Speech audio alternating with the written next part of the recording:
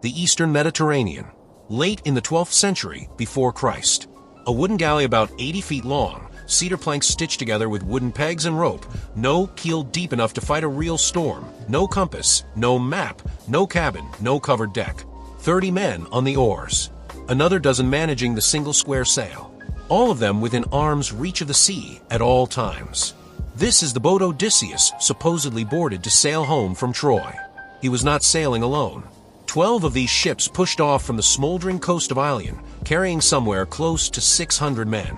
Fathers, sons, brothers, cousins. A small city's worth of veterans, all of them expecting to be back on Ithaca inside of a season. 10 years later, one man crawled onto that shore. Every other soul was dead. Every ship gone. Every crewman drowned or eaten or speared or wasted away by fever on some beach the poem never bothers to name. That is not a survival story. That is an extinction event with a single witness.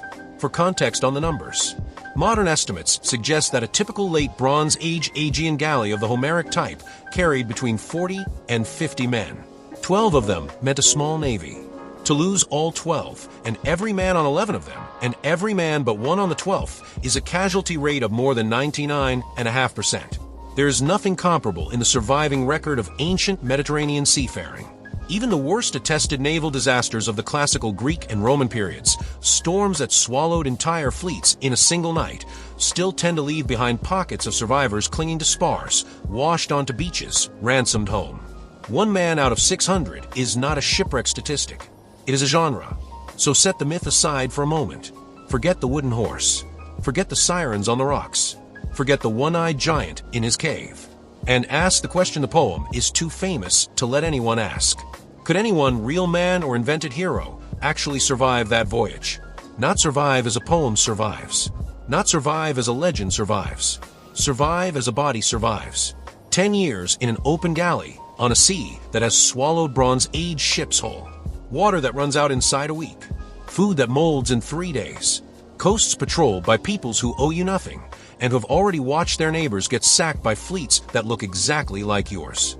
This is the story of a ship too small for the sea it was crossing. Of a diet that would kill a modern athlete inside a season. Of shorelines that offered water and shelter and food only if you knew the right word to say at the door. Of a late Bronze Age Mediterranean that was collapsing under its own weight while a small fleet from Ithaca tried to slip through the middle of it. Of monsters that, stripped of their poetry, were nothing more than the ordinary hazards of the ancient sea. Hunger, thirst, storm, ambush, disease, and of the one detail nobody wants to sit with. That the only man alive who could ever tell you what happened to the other 599 sailors was the same man who benefited from every version of the story he told. This investigation draws on the Homeric text itself, on modern maritime archaeology from Bronze Age wrecks like the Uluburun off the southern coast of Turkey, and on a recent narrative breakdown from the History Camp podcast, whose framing of Odysseus as literature's first unreliable narrator sharpened a lot of what you're about to hear. The Homeric numbers, the geography of the raids, the timeline of the disappearance, all of that comes from the text. The physical constraints, what a cedar plank galley can and cannot do, what a man's body does after 9 days in salt water, what happens to a crew that runs out of clean water off an unfamiliar shore, come from the archaeology and from the medicine. Because the question is not whether the sirens sang. The question is whether a real crew on a real ship could last a real decade in that sea. And the answer, once you strip the poetry away, is going to be more uncomfortable than the myth ever was. Before we cast off, one small thing. If this kind of long-form historical investigation is what you want more of on this channel, the like button is the single strongest signal you can send. It tells the algorithm to put this in front of the next person who would actually sit through it to the end. Start with the boat, because the boat is the whole story. In 1982, a sponge diver working off the Cape of Uluburun on the southern coast of Turkey came up out of the water and told his captain he had just seen, in his words, metal biscuits with ears sticking up out of the sand. The biscuits were copper ingots. The wreck underneath them turned out to be a late Bronze Age merchant ship, roughly 14th century before Christ, so about 100 years older than the traditional dating of the Trojan War. Excavators from Texas A&M spent more than a decade lifting the ship apart and cataloging it. What they found is as close as anyone has ever come to seeing the world Odysseus actually sailed through. A wooden hull about 50 feet long, built from cedar planks locked together with a technique called mortise and tenon joinery. Rectangular wooden tongues carved from the plank edges, slotted into matching sockets, pegged in place. No nails, no iron. The whole ship held together by the tension of wet wood pressing on wet wood. That is the class of vessel we are talking about. Not a Roman grain freighter with a decked hold. Not a medieval carrack with 3 masts. A single mast, a single square linen sail, a steering or off the stern, and an open belly where the cargo and the crew and the sea itself all shared the same wet floor. Homeric war galleys were bigger than the Uluburun trader, faster, longer, up to 80 feet from bow to stern, but they were built the same way, and they had the same weakness. They could not fight a real storm. They could not sail into a strong headwind. And they could not stay out overnight if there was any choice in the matter. Which is why almost every serious archaeological reconstruction of Bronze Age Mediterranean seafaring describes the same routine. You sailed by day. You beached at dusk. You cooked on the sand, slept on the sand, waited out weather on the sand. Real voyages were not a straight line drawn across the map. They were a chain of overnight stops, hopping from one friendly cove to the next, hugging a coast that you already knew. Odysseus was not doing that. Odysseus, by the geography implied in the poem, was out in blue water for days at a time, in strange latitudes, with crews that were already exhausted from 10 years of war. The Aegean in particular is famous among modern sailors for the Meltemi, a summer wind that funnels down from the north between the islands, kicks up sudden short seas, and can pin a coastal boat against a lee shore for a week. In the Bronze Age, with a single square sail and no way to tack effectively into the wind, the Meltemi was not weather. It was a jail cell made of water. Now consider the sailing season. Ancient Mediterranean sailors, by tradition and by law in some later periods, only put to sea between roughly April and October. Winter shut everything down. If you were caught out past September, you found a beach, you pulled the ships up onto rollers, and you sat there for 6 months. Which means that a 10-year voyage is not 10 years of continuous sailing. Is 10 winter camps on somebody else's shoreline. 10 times you had to convince a local population not to kill you for your cargo. 10 times you had to find fresh water, fresh food, and enough shelter to keep 40 men alive through a rainy season. And each of those winters is a slow bleed. Men wander off. Men fight. Men catch fevers from unfamiliar water. Men make deals with local women and refuse to leave when spring comes. The Odyssey compresses this attrition into monsters and enchantresses. The reality would have been quieter, uglier, and just as fatal. There is one more constraint worth naming because it changes the math of every scene in the poem. Bronze Age galleys were rowed. When the wind died or came from the wrong angle, the crew ate the propulsion. 40 men on the oars, pulling against a flat calm, in the sun, sweating out water they did not have to spare. Modern reconstructions of triremes and earlier galleys give a working range of maybe 50 nautical miles in a single day of hard rowing, and only if the men are fed and hydrated. Push past that, and the crew starts to fail. Push past that for 3 days in a row, and half of them are running fevers, cramping, and pulling their oars with hands they can no longer close. That is the sea. That is the ship. Now, let us look at the 600 men who were counting on both. 600 men or thereabouts. The Iliad, in its long catalogue of ships, gives Odysseus 12 vessels in the Ithacan contingent. The poem does not put an exact head count on his fleet, but the standard reconstructions of Homeric galleys land somewhere between 40 and 50 rowers, plus officers per hull. Multiply out. You are looking at a force of roughly 500 to 600 men. Not a village, not a raiding party. A significant chunk of the entire fighting age male population of a small island kingdom. That matters because it tells you what was at stake back home while the fleet was gone. Ithaca in the late Bronze Age was not a large place. Modern archaeologists still argue about which of the Western Greek islands the poem is really describing, but no candidate is bigger than a few tens of thousands of people at most.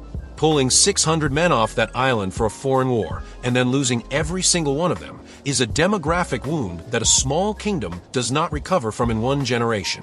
The suitors camped in Odysseus's palace in the second half of the poem are not just aristocrats being rude. They are the sons of a society that has just been quietly gutted, competing for what is left.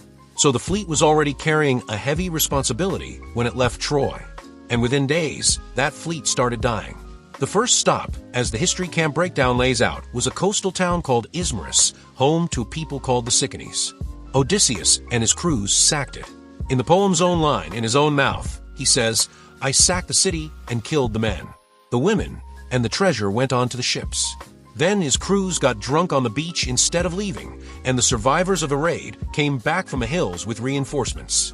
72 men killed in a single afternoon. 6 men per ship, on average, gone before the fleet had even really begun the journey home. That single incident tells you almost everything you need to know about the real mortality curve of the voyage. It is not clean. It is not heroic. It is a pirate crew, hungover, getting overrun on a beach they thought they had already conquered. And it is entirely consistent with what modern historians know about late Bronze Age raiding culture. Coastal towns in this period were being hit constantly. Egyptian records from a few decades later refer to a shadowy coalition called the Sea Peoples, whose raids helped bring down half of the Eastern Mediterranean's palace civilizations. Some scholars have argued that returning Trojan War veterans, unpaid, unlanded, still in their ships, were part of that wave.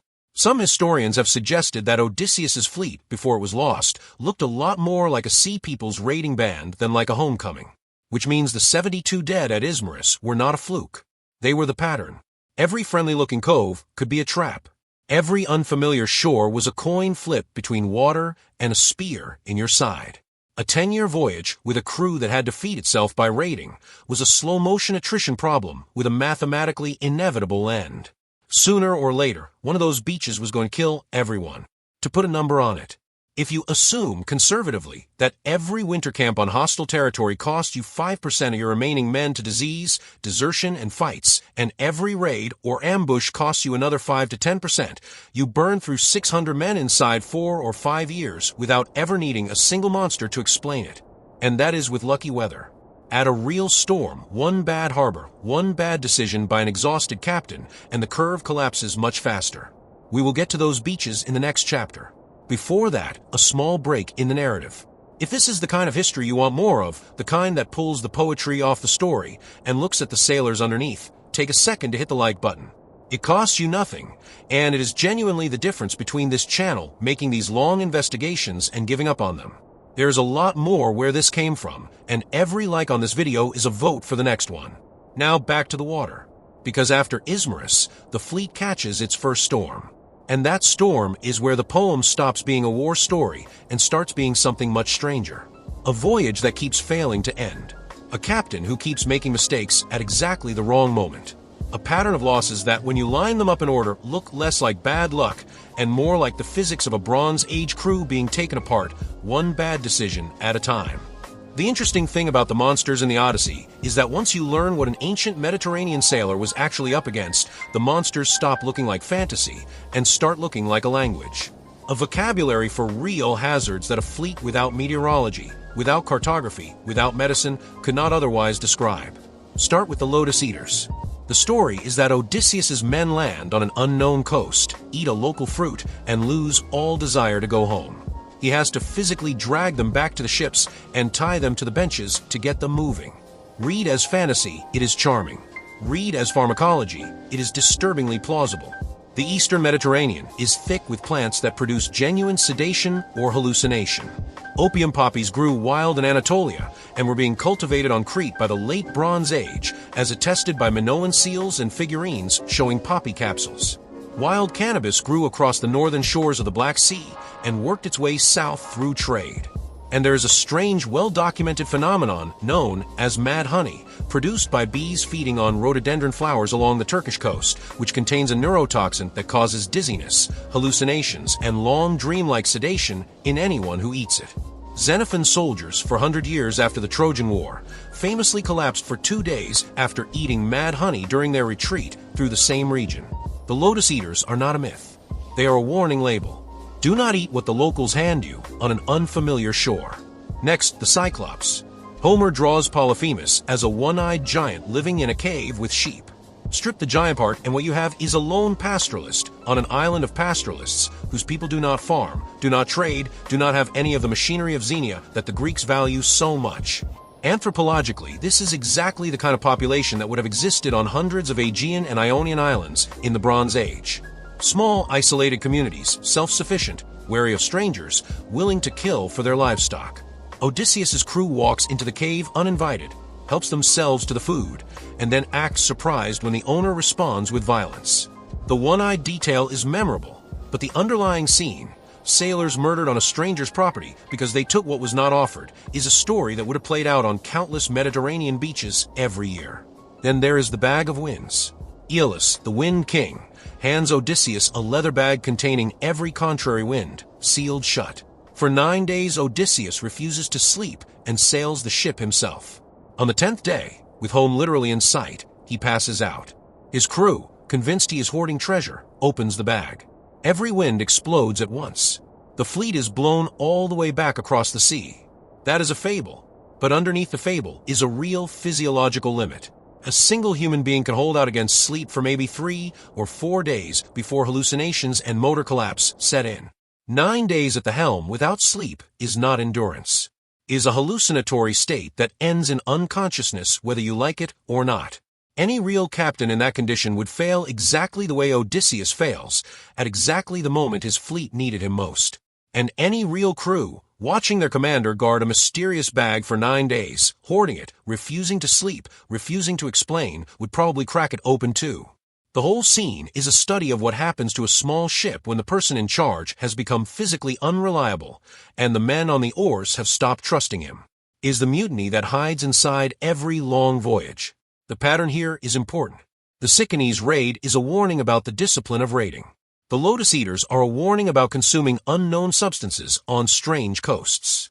The Cyclops is a warning about Xenia, about taking what is not offered. The Bag of Winds is a warning about the limits of a single leader and the fragility of trust on board a small ship.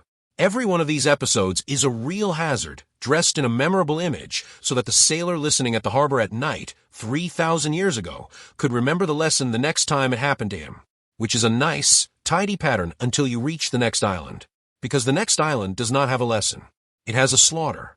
The Laestrygonians, the single worst moment in the entire journey, and the one nobody remembers. The fleet, still 11 ships strong, sails into a beautiful, enclosed harbor. High cliffs on either side, calm water inside, perfect shelter. Every ship pulls in and drops anchor except one. Odysseus, for reasons the poem does not fully explain, ties his own ship up on the outside of the harbor mouth. That decision saves his life. The people of that harbor, called Laestrygonians in the poem, come down from the cliffs. They do not negotiate. They do not raid. They spear the men in the water like fish. Homer describes it in a single flat, terrible sentence. 11 ships destroyed. All the crews killed. Most of the men who had survived 10 years of the Trojan War died in one afternoon in a harbor whose name has not survived. Now strip the giants out. What you are left with is one of the oldest and most documented traps in maritime history. An enclosed bay looks like shelter, but from above, from the cliffs, it is a killing floor. Anyone with rocks and spears and time can wipe out a fleet trapped inside. The Athenian expedition to Syracuse in 413 BC, 700 years after Homer, was destroyed by essentially the same trap. Roman fleets in the Illyrian coasts of the Adriatic were repeatedly ambushed the same way.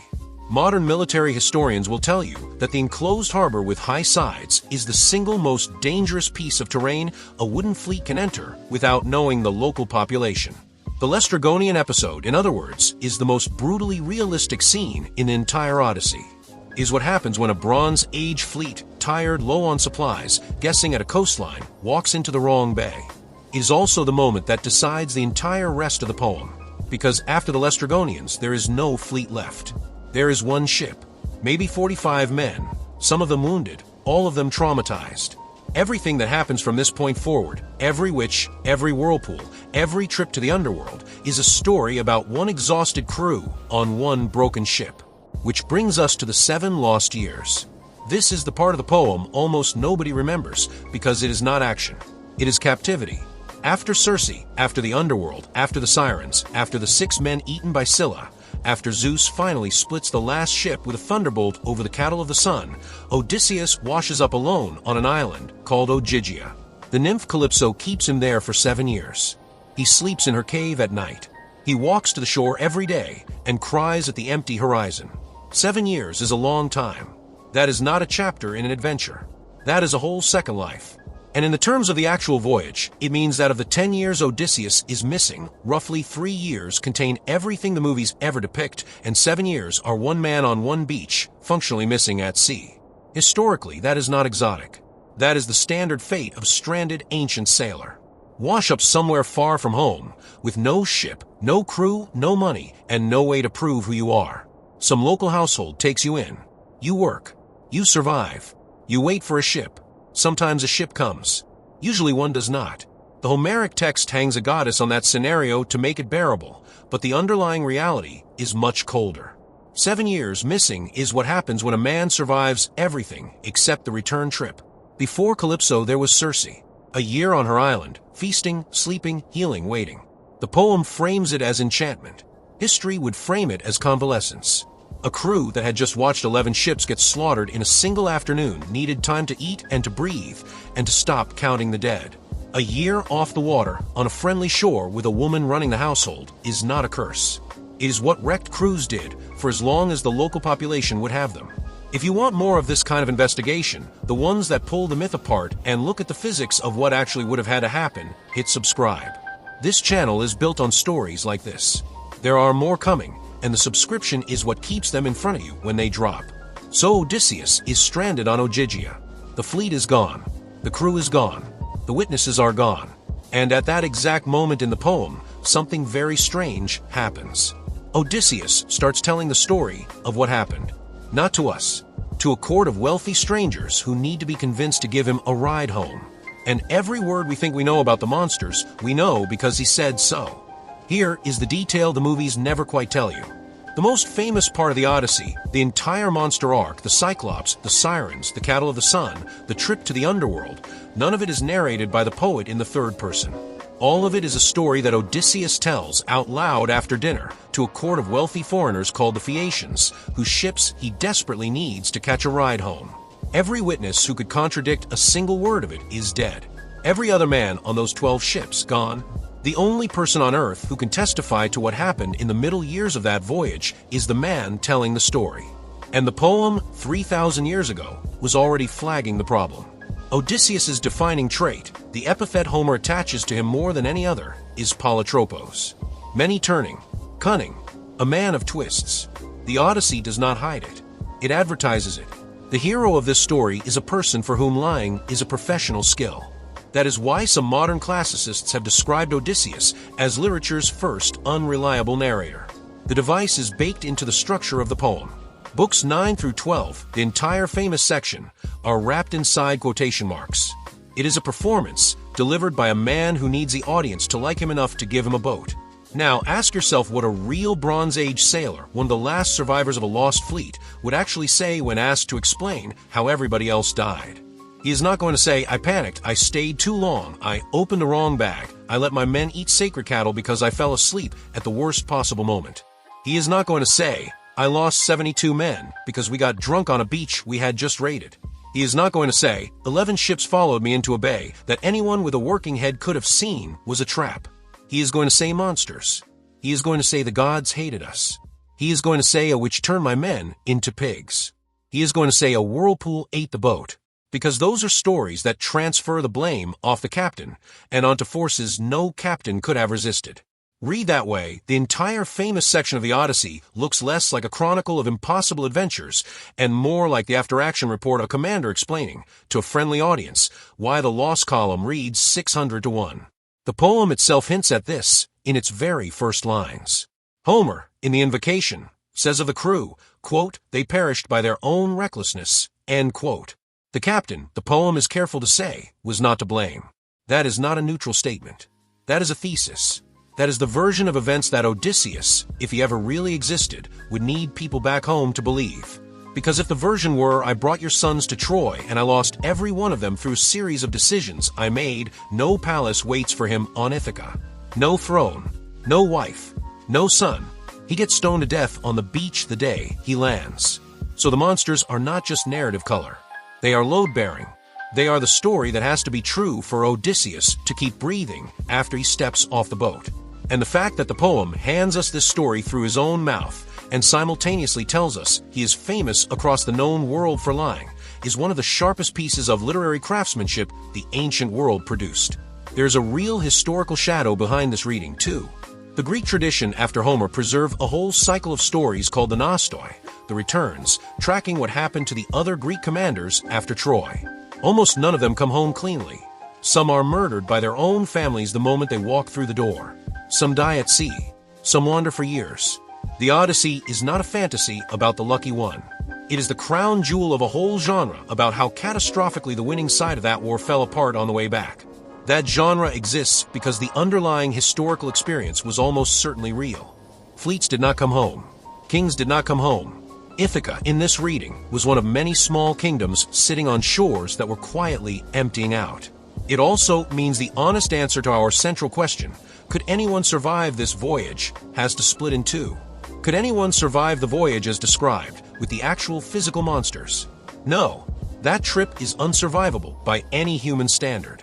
The one-eyed giant, the six-headed sea serpent, the whirlpool that swallows the ocean 3 times a day, these are not obstacles a real body walks away from. Could a Bronze Age captain, more or less resembling the man in the poem, survive 10 years of raiding, storms, ambushes, and captivity, and come home with a story good enough to explain why he was the only one left? That is a different question. And the answer to that one is not no. The answer to that one is possibly, if he was a good enough liar. So let us actually try to answer that second version of the question. Could a real crew survive 10 years in the late Bronze Age Mediterranean without any monsters at all? Just the sea, just the food, just the shore. What would it take to kill them?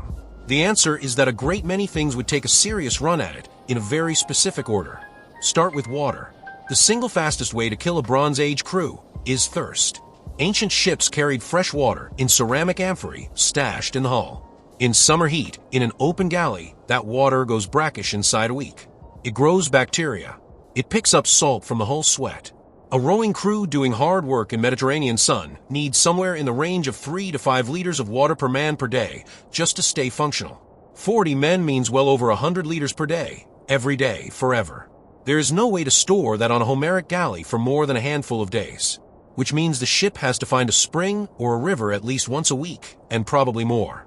Every one of those water stops is a negotiation with a shoreline that may or may not want you there. Now food.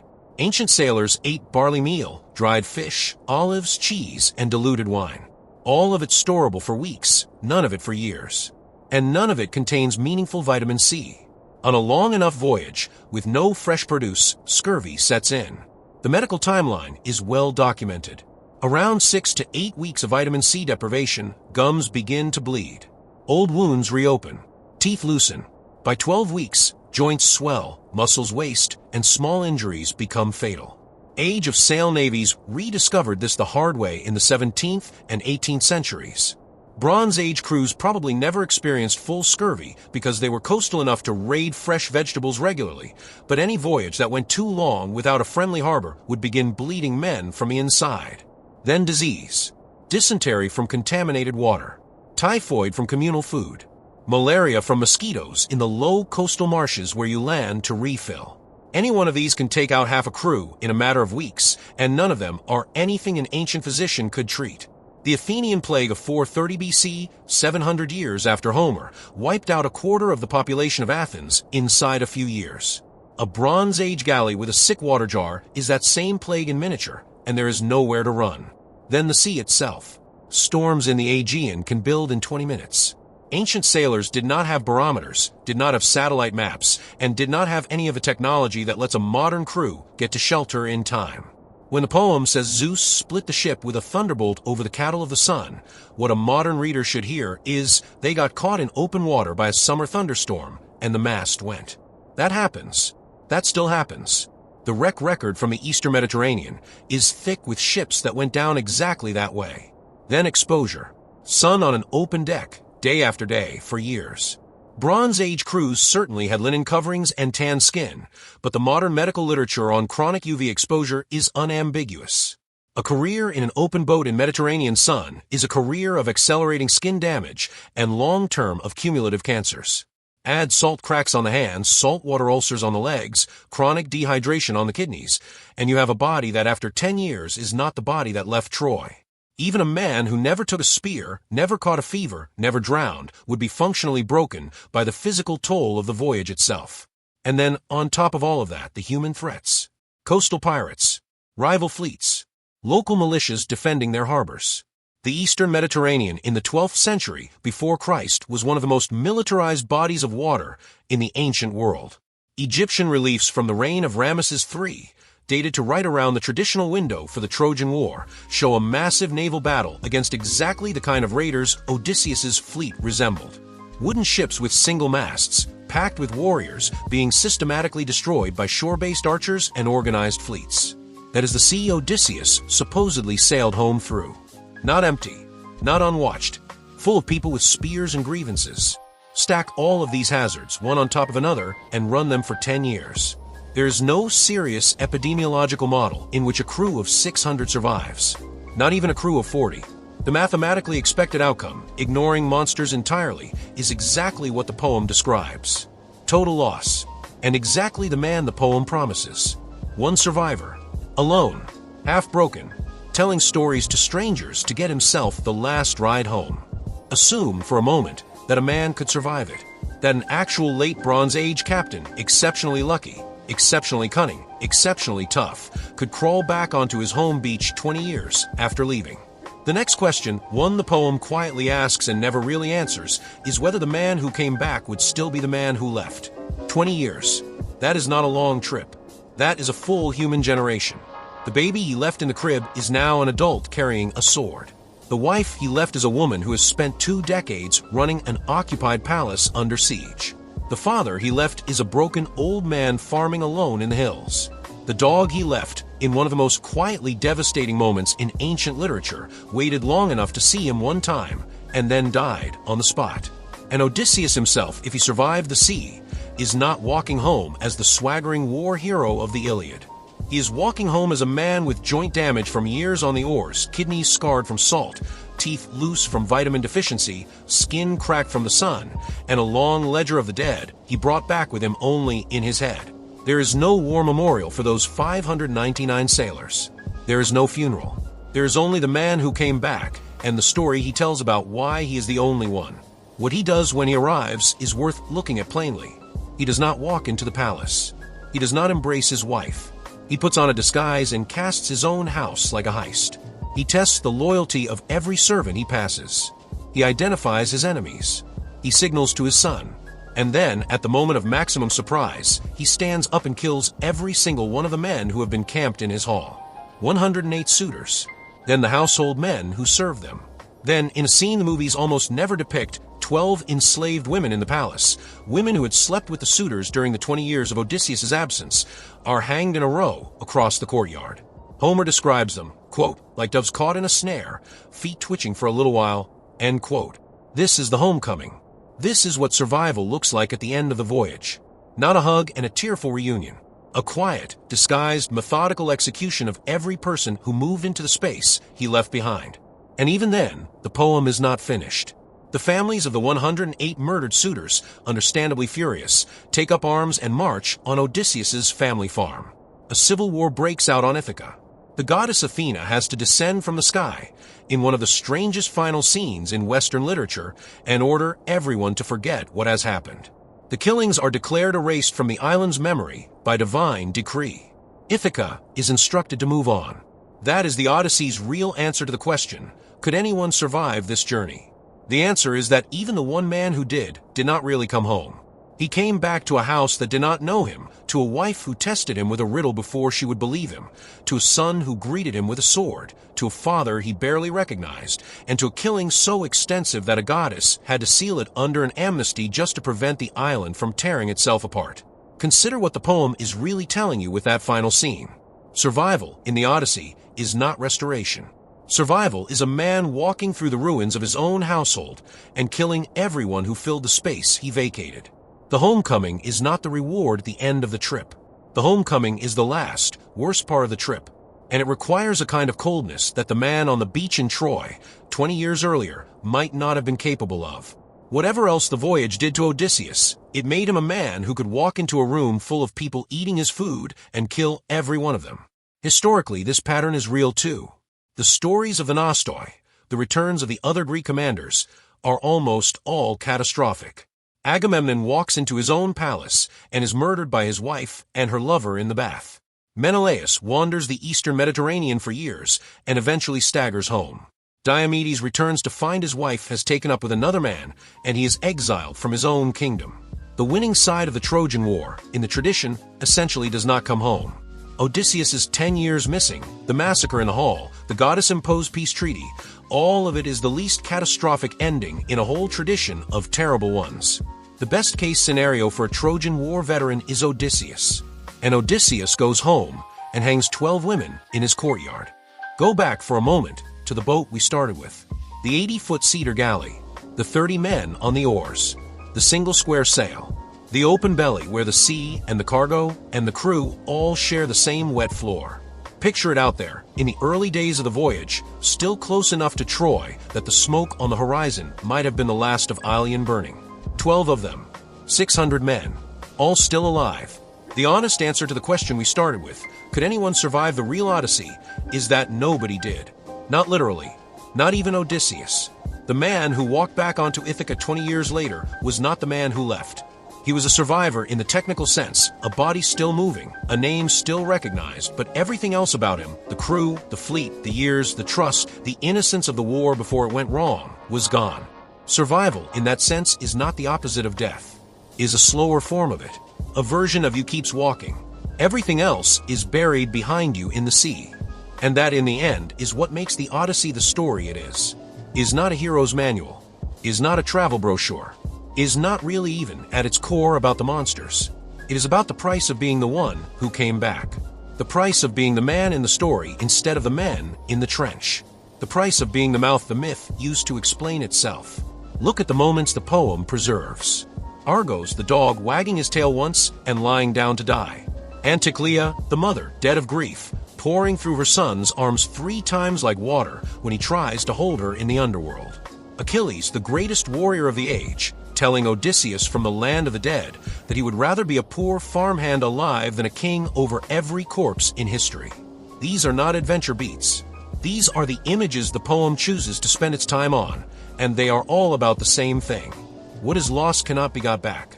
Not by cunning, not by survival, not by making it home.